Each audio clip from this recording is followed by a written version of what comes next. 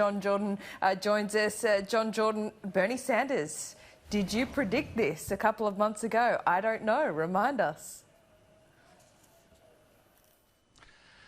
I predicted it was very possible that Bernie Sanders would be the nominee. What I did predict over and over on your show, Laura, was that Joe Biden was not going to be the nominee, that was a bunch of hype and it wasn't going to happen. So I'm pleased in that respect to report that I was correct.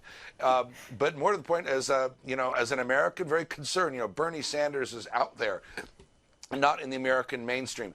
As a Republican, however, I am glad that it looks like he's going to be the nominee because he is very, very beatable.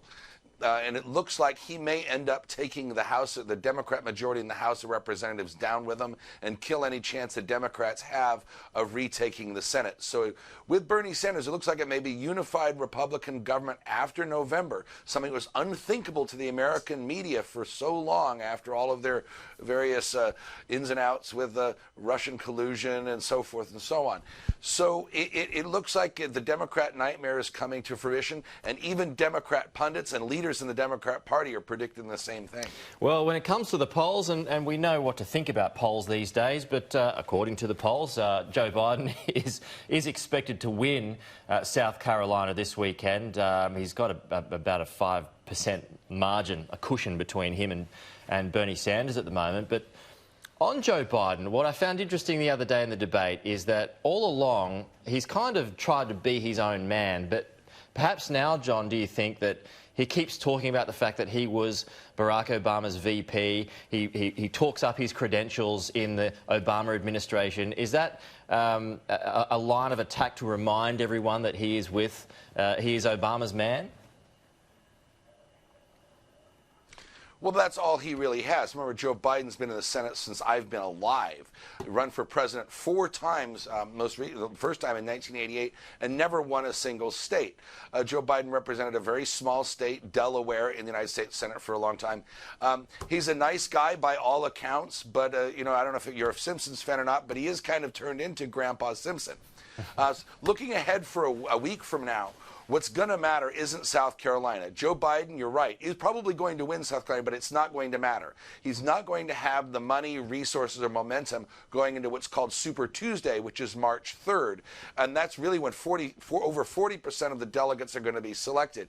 And it's almost, I hate to say mathematical certainty, but it's certainly highly probable that Bernie Sanders will jump out to a 400 delegate lead. And that's what really matters here is delegates.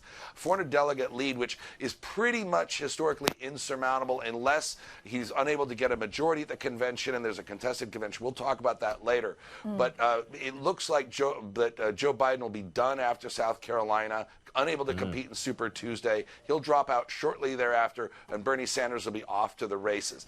That's my prediction now, but we'll see. I'll probably be back in a week, and we'll talk about that. Yeah, well, while you're on a roll now, we'll maybe get one now. Was that your prediction there, that Bernie Sanders will be up against Donald Trump come November?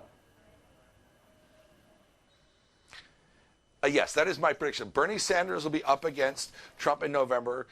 The small chance that the Democrats try to take it away from him at the convention, which would result in a Democrat civil war.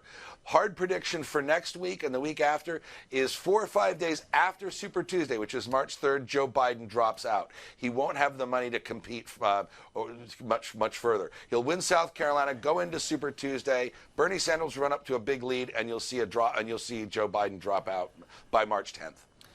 Oh man, and then comes the wipeout in November. Trump's gonna roll him. Anyway.